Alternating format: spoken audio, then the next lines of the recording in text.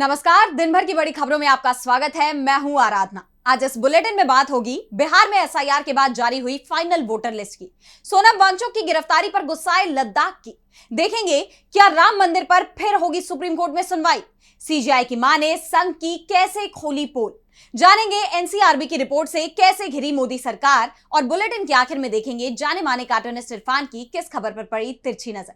लेकिन दिन भर की तमाम बड़ी खबरों से पहले एक नजर आज की सुर्खियों पर।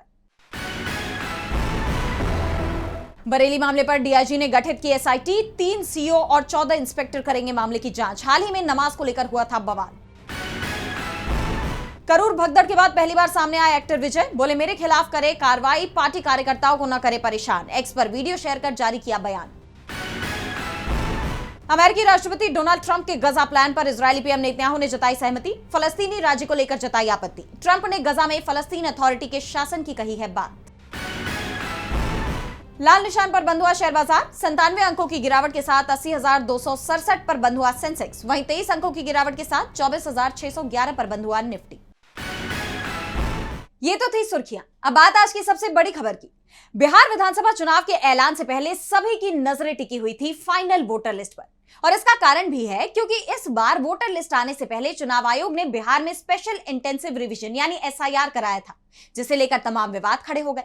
और जब ये लिस्ट सामने आई है तो कई और विवाद सामने आते दिखाई दे रहे हैं। तो फाइनल लिस्ट में कितने लोगों के बढ़ गए नाम, देखिए इस रिपोर्ट में। चुनाव आयोग ने बिहार विधानसभा चुनाव के लिए फाइनल वोटर लिस्ट जारी कर दी है।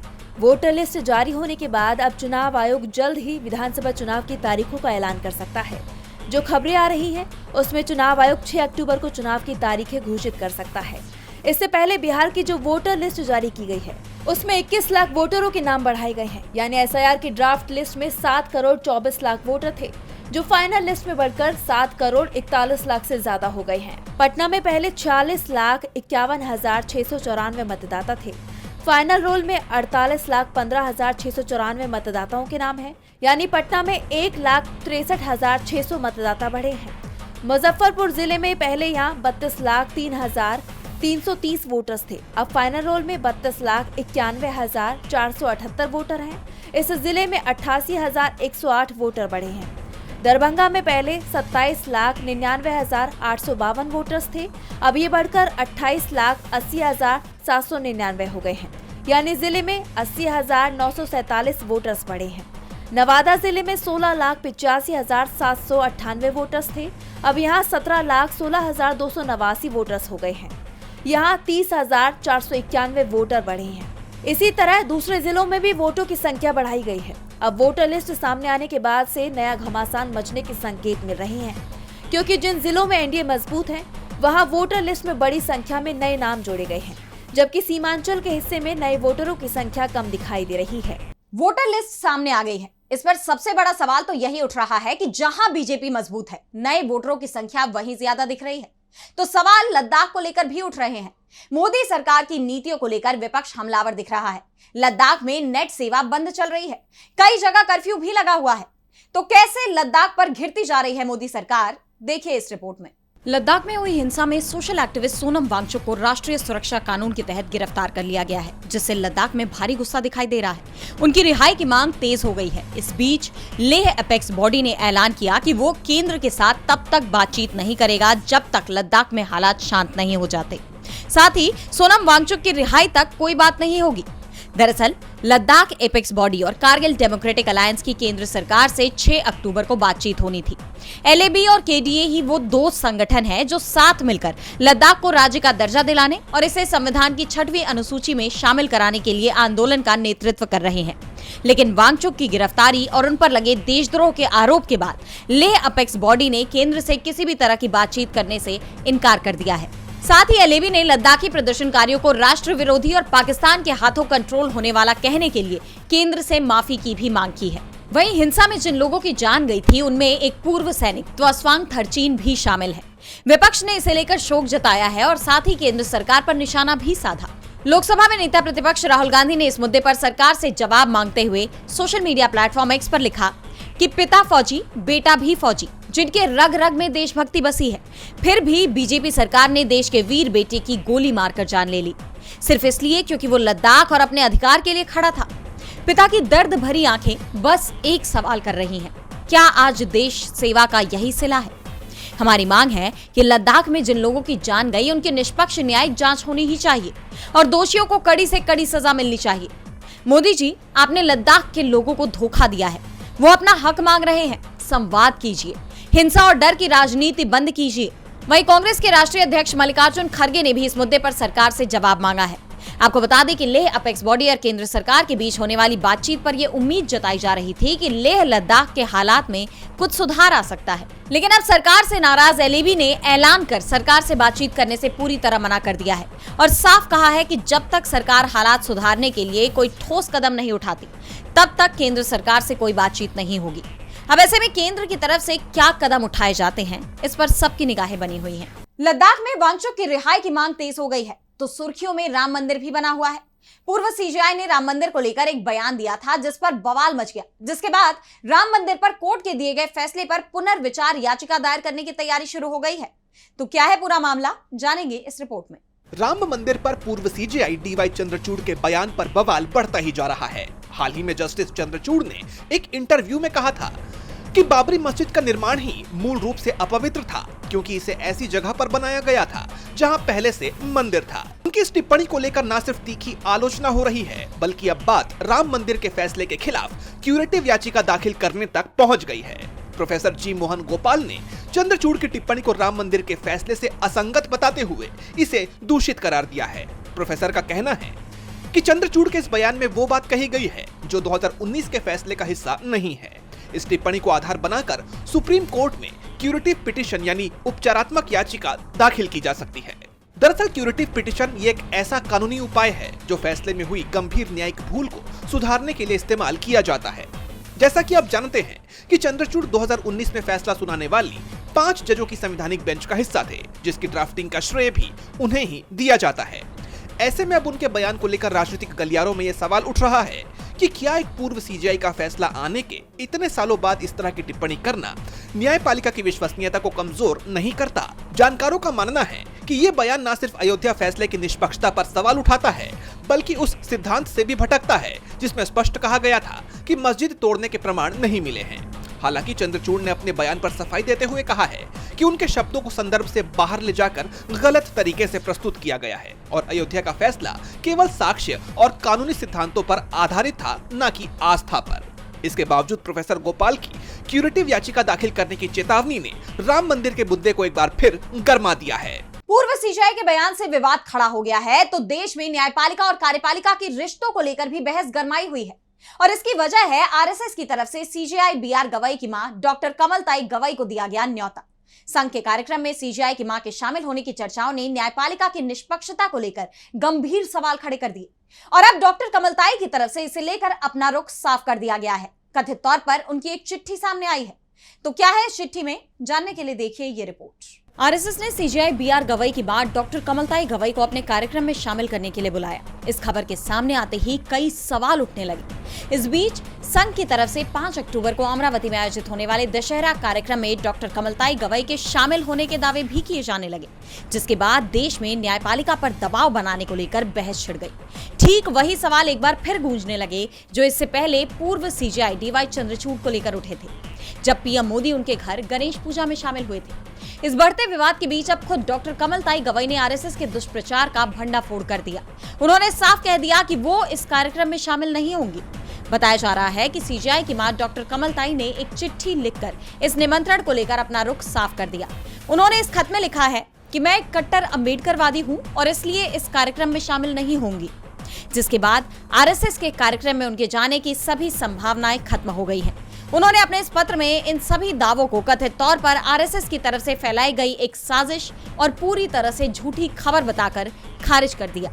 हालांकि अब तक इस बात की पुष्टि नहीं की जा सकी है कि ये खत डॉक्टर कमलताई गवई ने ही जारी किया है, लेकिन जिस तरह संघ ने इस मामले को बार बार प्रचारित किया, ये तक कहा गया कि डॉक्टर कमलताई उनके कार्यक्रम में शामिल होंगी। अब उन सभी दावों की पोल खुल गई है। सीजेआई की मां ने संघ की पोल खोलकर रख दी है तो पोल मोदी सरकार की भी खुल गई है। एनसीआरबी की एक रिपोर्ट सामने आई है जिसने मोदी सरकार पर गंभीर सवाल खड़े कर दिए हैं। इसे लेकर कांग्रेस ने सरकार पर निशाना साधा है। कांग्रेस ने दलित, आदिवासी और महिला सुरक्षा के मुद्दे पर मोदी सरकार को घेरा है। तो क्या कुछ कहा कांग्रेस ने, जानने के लिए देखिए ये रिपोर्ट।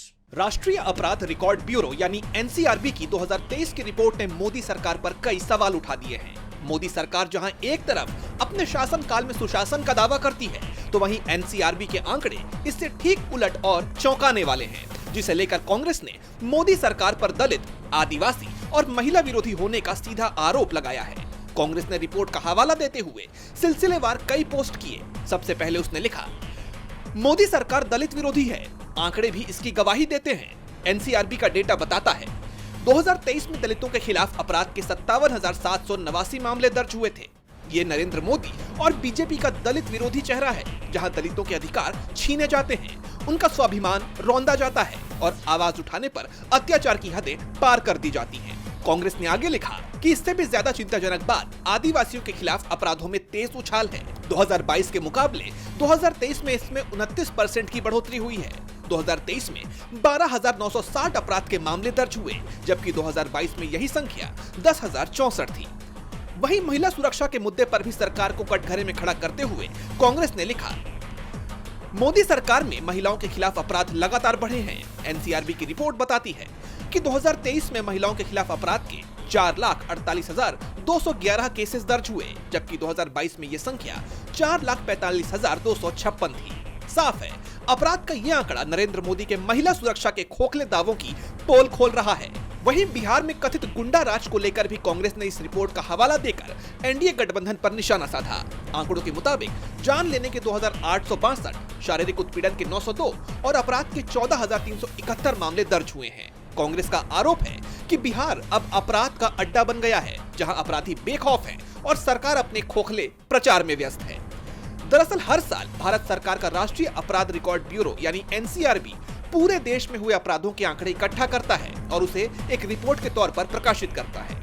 इस रिपोर्ट के बाद कांग्रेस के पास बीजेपी को घेरने के लिए कई बड़े मुद्दे हाथ लग गए हैं, जिससे अब वो बीजेपी पर चौतरफा हमला कर उसकी टेंशन बढ़ा रही है। बीजेपी चौतरफा घेरती दिखाई दे रही है, तो सीएम उमर अब्दुल्ला ने भी मोदी सरकार को चेतावनी दी है।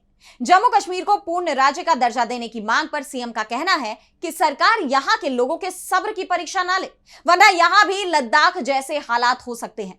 इसके साथ ही सीएम उमर ने बीजेपी को लेकर बड़ा दावा भी किया, जिसकी अब हर तरफ चर्चा हो रही है। देखिए ये रिपोर्ट। सीएम उमर अब्दुल्ला ने जम्मू कश्मीर का राज्य का दर्जा बहाल करने की मांग को लेकर केंद्र सरकार को चेतावनी दे दी है।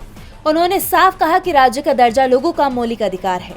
सरकार को लोगों के धैर्य की परीक्षा नहीं लेनी चाहिए, क्योंकि हालात कभी भी बिगड़ सकते हैं। अब्दुल्ला ने जोर देकर कहा कि जम्मू कश्मीर में हालात पल भर में बदल सकते हैं। मैं नहीं चाहता कि यहाँ स्थिति लद्दाख जैसी हो, जहाँ केंद्र शासित प्रदेश यानी कि यूटी बनने के बाद भी लोगों के जीवन में कोई सुधार नहीं आया है। उन्होंने केंद्र सरकार को याद दिलाया कि उसने सुप्रीम कोर्ट में भी जम्मू कश्मीर का राज्य का दर्जा बहाल करने का वादा किया है। अब्दुल्ला ने कहा कि अब परिसीमन और चुनाव की प्रक्रिया पूरी हो चुकी है, इसलिए ये वादा तुरंत पूरा किया जाना चाहिए। उन्होंने ये दावा भी किया कि चुनाव के बाद मेरे पास बीजेपी के साथ जाने का विकल्प था, लेकिन हमने ऐसा नहीं किया। यदि हम उनके साथ जाते तो अब तक राज्य का दर्जा मिल जाता। बीजेपी के साथ जाने से बेहतर मैं इस्तीफा देना समझता हूँ। बीजेपी को हुकूमत में शामिल करते मुमकिन है, शामिल करने का हमें ये तोहफा मिलता कि फटाफट वो हमें रियासत का दर्जा दे दे। लेकिन क्या रियासत हासिल करने के लिए आप वो सौदा करने के लिए तैयार? अगर आप तैयार हो तो मुझे बताओ। नहीं, मैं वो सौदा करने के लिए तैयार नहीं। इनको हुकूमत में शामिल करना जरूरी है, तो मेहरबानी करके मेरा इस्तीफा आप लोग कबूल कर लीजिए और यहाँ किसी और एमएलए को आप वजीर आला बना के बीजेपी के साथ हुकूमत बनाओ। मैं बनाने के अब उमर अब्दुल्ला की इस चेतावनी के बाद सरकार जम्मू कश्मीर की ये मांग मानती है या नहीं, ये देखना होगा, क्योंकि अगर इसके बाद भी सरकार ने मांगे नहीं मानी तो फिर स्थिति बिगड़ सकती है, जिसका खामियाजा मोदी सरकार को आने वाले वक्त में भुगतना पड़ सकता है। सीएम उमर के बयान ने बीजेपी की टेंशन बढ़ा दी है, तो बिहार में भी एनडीए मुश्किलों में दिखाई दे रहा है। बिहार में सीट बंटवारे को लेकर एनडीए में तनातनी देखने को मिल रही है। विपक्ष के साथ साथ अब बीजेपी और जेडीयू के सहयोगी भी उसकी टेंशन बढ़ा रहे हैं। बताया जा रहा है कि एलजेपीआर और आरएलएम उन सीटों पर भी दावा कर रही हैं जिन पर बीजेपी और जेडीयू चुनाव लड़ना चाहती है। सहयोगियों के इस रुख से एनडीए की टेंशन बढ़ गई है। तो क्या है पूरा मामला, देखिए इस रिपोर्ट में।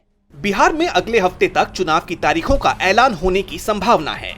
लेकिन एनडीए में अभी भी सीट बंटवारे को लेकर खींचतान जारी है। एनडीए के सहयोगी दल लोक जनशक्ति पार्टी रामविलास और राष्ट्रीय लोक मोर्चा अपनी दावेदारी को मजबूती से पेश कर रहे हैं, जिससे बीजेपी और जेडीयू की मुश्किलें बढ़ गई हैं। चिराग पासवान की पार्टी एलजेपीआर लोकसभा चुनाव की सफलता को विधानसभा चुनाव में भी दोहराना चाहती है। चिराग पासवान ने 100% स्ट्राइक रेट बनाए रखने का दावा किया है और इसके लिए वो सिर्फ सीटों की संख्या ही नहीं बल्कि जीतने की गारंटी वाली सीटों पर भी जोर दे रहे हैं। उनकी नजर खास तौर पर वैशाली, समस्तीपुर, दरभंगा और मुजफ्फरपुर जिलों की सीटों पर है, जिनमें से कई सीटें पारंपरिक रूप से बीजेपी और जेडीयू की मानी जाती हैं। वहीं उपेंद्र कुशवाहा की पार्टी राष्ट्रीय लोक मोर्चा सासाराम और बांका जिलों में अपनी पैठ बनाने की कोशिश में है।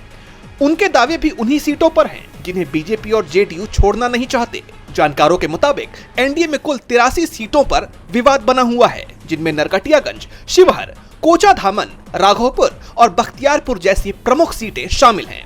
ये तनातनी एनडीए के लिए चिंता का विषय है। अगर ये मामला समय रहते नहीं सुलझा तो इसका सीधा असर चुनाव नतीजों पर पड़ सकता है। महागठबंधन इस स्थिति पर पैनी नजर बनाए हुए है, क्योंकि 2020 के चुनाव में जहां कुशवाहा ने तीसरा मोर्चा ही बना लिया था, तो वहीं चिराग पासवान ने अकेले चुनाव लड़ा था। इस बार भी अगर ऐसी ही स्थिति देखने को मिलती है तो कोई हैरानी की बात नहीं होगी। वहीं हम पार्टी के जीतन राम मांझी ने भी सम्मानजनक सीटें न मिलने पर अकेले ही 100 सीटों पर चुनाव लड़ने की चेतावनी दे रखी है।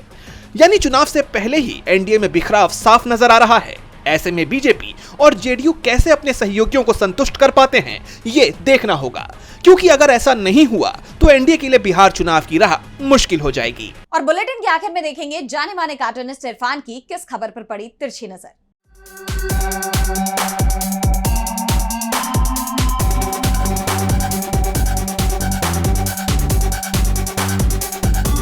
बिहार चुनाव में आचार संहिता लागू होने से पहले ज़रूरी था कि वहाँ पर एसआईआर की फाइनल सूची आ जाती, तो लीजिए वो आ भी गई है और उसमें करीब 14 लाख नए नाम जोड़ दिए गए हैं।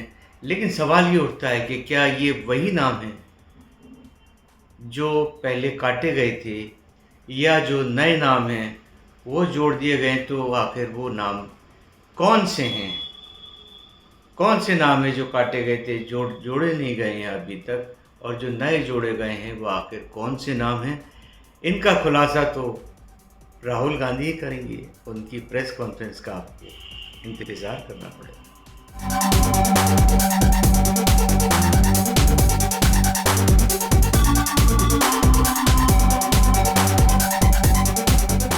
बहुत बहुत शुक्रिया इरफान जी। तो आज इस बुलेटिन में इतना ही। आप देखते रहिए डीवी लाइव। नमस्कार।